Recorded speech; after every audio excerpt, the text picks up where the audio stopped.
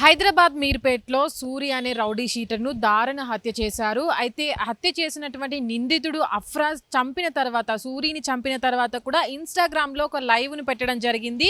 ఆ లైవ్లో కూడా తనను చంపినట్టుగా కూడా, అంటే సూరిని చంపినట్టుగా కూడా ఆ నిందితుడు మాట్లాడినటువంటి వీడియో కూడా ఇప్పుడు సోషల్ మీడియాలో వైరల్గా మారుతుంది.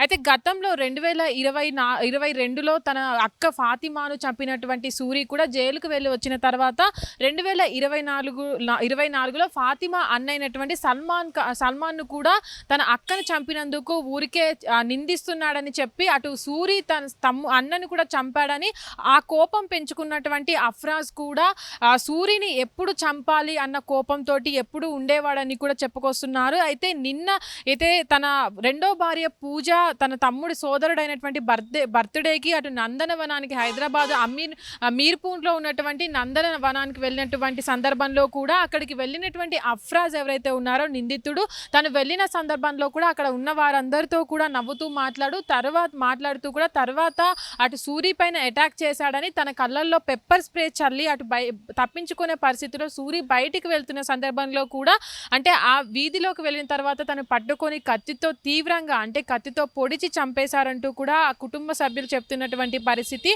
అయితే ఇప్పటి వరకు కూడా తను చంపిన తర్వాత, అంటే తన అక్కను తన అన్నను చంపిన కోపంతోనే తను అఫ్రాజ్ చంపినట్టుగా కూడా ఏదైతే లైవ్ ఉందో దాంట్లో కూడా చెప్పడం జరిగింది. ఆ లైవ్లో కూడా వచ్చిన వాళ్ళు ఎవరైతే ఉంటారో వాళ్ళు అడిగిన సందర్భంలో కూడా చంపేశానంటూ కూడా నవ్వుతూ చెప్పుకొస్తున్నారు. చాలా వరకు కూడా అంటే ఈ ఘటనలు, అంటే తను సూరి తన భార్య పైన అనుమానంతో 2022లో కూడా అటు ఫాతిమాను చంపిన సందర్భంలో కూడా తను జైలుకి వెళ్ళి రావడం జరిగింది. దాని తర్వాత కూడా 2024లో కూడా అటు బామ్మర్దిని చంపడం జరిగింది.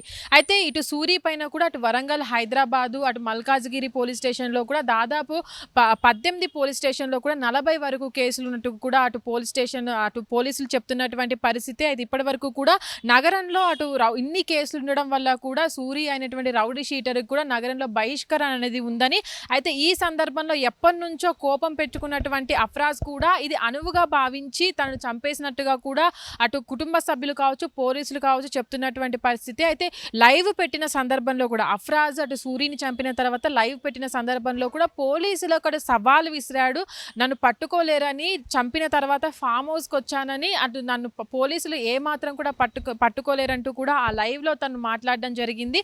అయితే ఇప్పటి వరకు కూడా చాలామంది రౌడీ షీటర్లు కావచ్చు, నేరస్తులు ఎవరైతే జైలుకు వెళ్ళి వస్తూ ఉంటారో చాలా మంది కూడా ఇలాంటి నేరాలకు పాల్పడుతున్నటువంటి పరిస్థితుల్లో హైదరాబాద్ పోలీసులకు, అటు యావత్ తెలంగాణ పోలీసులకు కూడా ఇది ఒక సవాల్ అనే చెప్పుకోవచ్చు. ఇప్పటి వరకు కూడా క్రైమ్ రేట్ అనేది కూడా అటు తెలంగాణలో పెరుగుతూ వస్తుంది. రోజుకు కూడా, అంటే రోజుకు ఒక క్రైమ్ జరుగుతూనే వస్తుంది.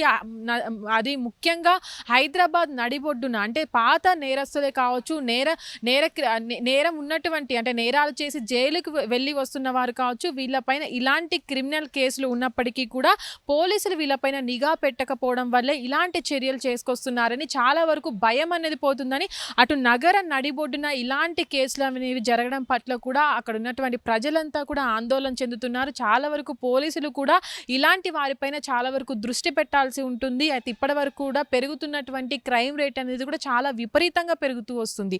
అయితే గతంలో కూడా మనం చూసాం, వారం క్రితం కూడా జైలు నుంచి బయటికి వెళ్ళొచ్చిన వ్యక్తి అటు కక్ష పెంచుకొని 6గురిని చంపడం జరిగింది. కుటుంబ సభ్యులను కూడా హతమార్చడం జరిగింది. అయితే పోలీసుల నిఘా అనేది ఎందుకు ఉండట్లేదు? అటు జైలుకి వెళ్ళి వచ్చిన వారు ఎవరైతే ఉంటారో వాళ్ళు కేసు నమోదు చేసిన వారిపైన కూడా కక్ష పెంచుకొని ఉంటారు కాబట్టి పోలీసులు వీరిపైన పక్కాగా నిఘా పెట్టాల్సి ఉంటుంది. కానీ ఇప్పటి వరకు కూడా ఎలాంటి నిఘా లేకుండా ఇలాంటి నేర చరిత్ర కలిగిన వారిపై ఫ్రీగా వదిలివేయడం, అంటే జనాల్లోకి ఫ్రీగా వదిలివేయడం పట్ల కూడా వాళ్ళు ఇలాంటి నేరాలు మళ్ళీ చేసే అవకాశం ఉంటుంది. కాబట్టి హైదరాబాద్ పోలీస్ కూడా చాలా వరకు వీళ్ళపైన దృష్టి పెట్టాలి, వీళ్ళపైన నిఘా పక్కా ఉంచాలని కూడా చాలా వరకు కోరుకుంటున్నటువంటి పరిస్థితుల్లో ఏదైతే ఇప్పుడు జరిగినటువంటి సంఘటన ఉందో దానిపైన కూడా పోలీసులు కేసు నమోదు చేసి నిందితుడి కోసం గాలింపు చర్యలు చేపడుతున్నారు. ఆ లైవ్లో వచ్చిన వాళ్ళు ఎవరైతే ఉంటారో వాళ్ళని కూడా అదుపులోకి తీసుకునేటువంటి ఛాన్స్ ఉంది. కాబట్టి అయితే ఇప్పటి వరకు నేర చరిత్ర కలిగిన వారిపైన కూడా ఈ ఘటన తర్వాత చాలా వరకు దృష్టి పెట్టాల్సి ఉంటుంది పోలీసులు. హిట్ టీవీ యాప్, ఇందులో short news, live news, entertainment shows, movies, digital magazines తో పాటు మీ జిల్లా వార్తలను కూడా ఫ్రీగా చూడొచ్చు. ఇంకెందుకు ఆలస్యం, వెంటనే హిట్ టీవీ యాప్ ని డౌన్లోడ్ చేసుకుని ఫ్రీగా ఎంటర్టైన్మెంట్ పొందండి. Hit TV app. Hit TV app. please download Hit TV app. Hit TV యాప్ని ఫ్రీగా డౌన్లోడ్ చేసుకొని ఎంజాయ్ చేయండి. మీకు నచ్చిన ఎంటర్టైన్మెంట్ కోసం హిట్ టీవీ యాప్ ని ఫ్రీగా డౌన్లోడ్ చేసుకుని ఎంజాయ్ చేయండి. హిట్ టీవీ యాప్ని డౌన్లోడ్ చేసుకుని ఆస్వాదించండి, ఆశీర్వదించండి. ఇంతమంది సెలబ్రిటీలు హిట్ టీవీ యాప్ ని డౌన్లోడ్ చేసుకోండి అని చెప్తున్నారంటే ఎంత మంచి యాప్ ఆలోచించండి. అమెరికా అమెరికా అమెరికా అమెరికాలో చదవాలనుకునే వాళ్ళకి విశ్వసనీయమైన పేరు మన శౌర్య కన్సల్టెన్సీ. UK లో 1 year masters. UK లో 1 year masters. 2 years work permit up to 5 years visa. Contact Saurya Consultancy. Contact 89851 89851.